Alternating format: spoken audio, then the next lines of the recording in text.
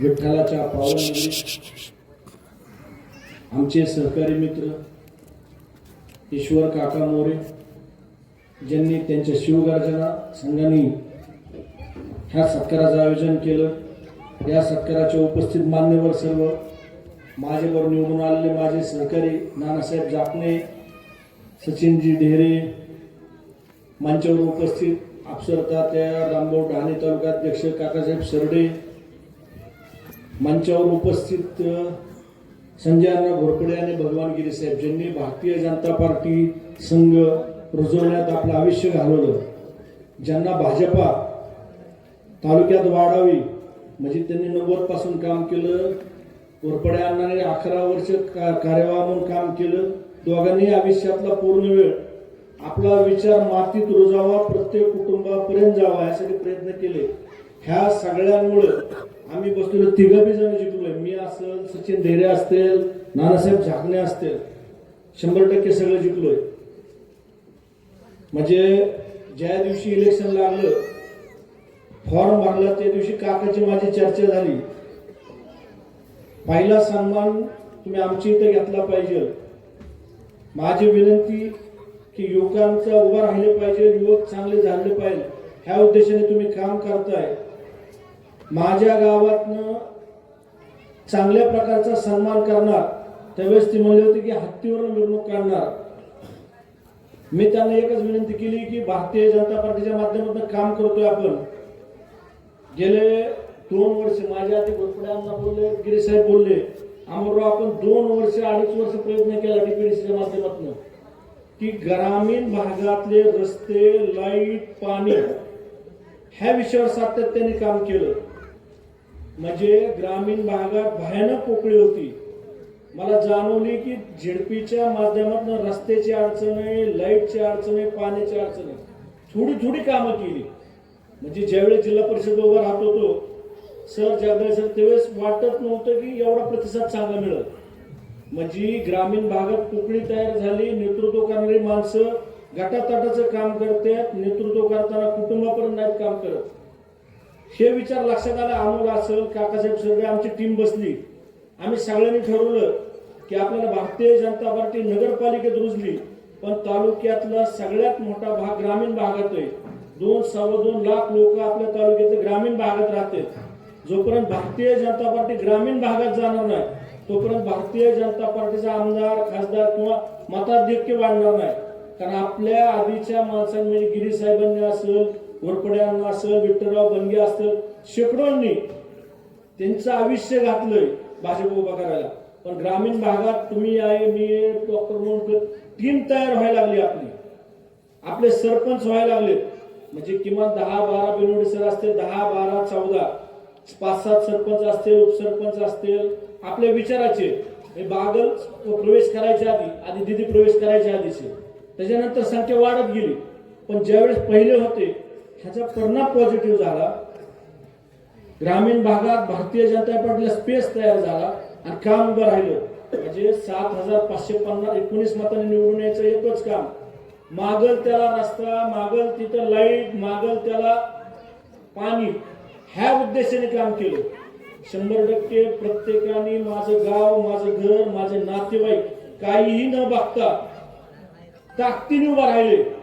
म्हणजे जातीपातीचं राजकारण न बघता कामाचा माणूस, हा माणूस आपल्यात बदल घडवू शकतो। आपल्या तालुक्यातल्या ह्या जिल्हा परिषद गटात हा निवडून गेल्यावर 100% चांगलं काम करू शकतो।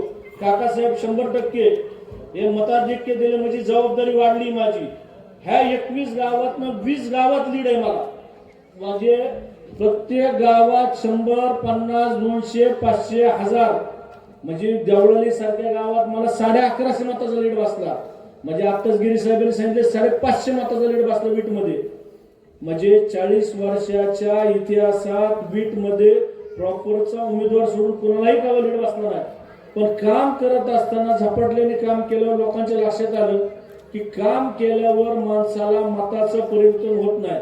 शेजारी गावातला नातेवाईक काही बघत नाहीत, लोक कामाचा माणूस बघतात। माझी सगळ्या युवकांना एक विनंती, जर राजकारणात करिअर करायचं असेल, समाजकारण करायचं असेल लोकाला असलेली गरज ओळखून आपण काम केलं. 100% संघटना पक्ष ज्यावेळेस तुम्ही माणसात काम करचाल तुमच्या मागे लागतील की तुम्ही उभं राहा आणि तुमचा आत्मविश्वास तयार होईल. 100% परिवर्तन होणार आहे.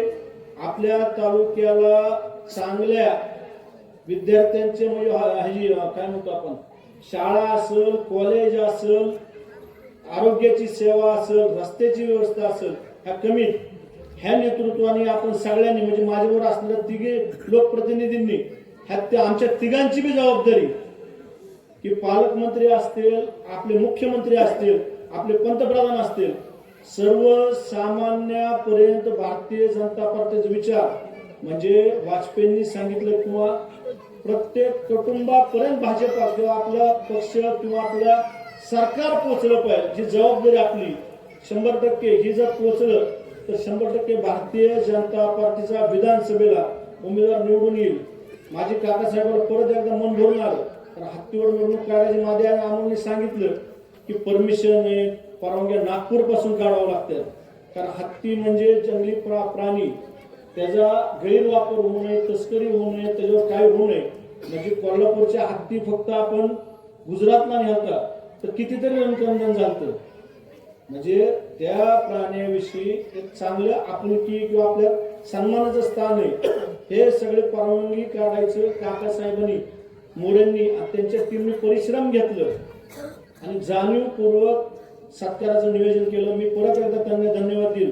तुम्ही माझ्या पाठीमागे माझ्या सहकार्या खांद्याला खांदा लावून काम करा. ह्या तालुक्यात सगळ्या बाजूनी कसा सुजलाम सुफलाम होईल, सगळ्या योजना सर्वसामान्य गोरगरिबापर्यंत कसे पोहोचतील, ज्या पद्धतीने व्यवसायात आपण काम करतोय त्याच पद्धतीने समाजकारणात गोरगरीब कुटुंबात आपण सगळे मिळून काम करू. कारण अभिषेक मोरेंनी मागाशी मला आठवतंय 2014-15 भाषण केलं होतं अन्नपूर्णा योजनेचं. कारण त्यावेळेस भात भाजी देत होतो, त्यावेळेस अन्न आपण चांगलं भाषण केलं स्टेजवरती. त्यावेळेस सुद्धा तो होता भाज्या पोहायला किंवा यासवायला, बरोबर ना अभिषेक? तो त्यावेळेस बी त्यांनी तिथं कार्यक्रमात भाषण केलं. 100% हे पुण्य मला चांगलं वाटून आलं. कारण आपण जी पेरतो 100% उगवतो. तुम्ही 20 पेरलं 20 उगवणार, धनुरा पेरला धनुरा उगवणार. तुम्ही चांगलं वागत गेला, चांगलं बोलत गेला, तुमचं काहीही लोक बघणार नाही, तुमचं काम बघणार. नेतृत्व सर्वसामान्य माणसं तुम्हाला निवडून देणार. माझं जाता जाता एवढंच बोलणं आहे की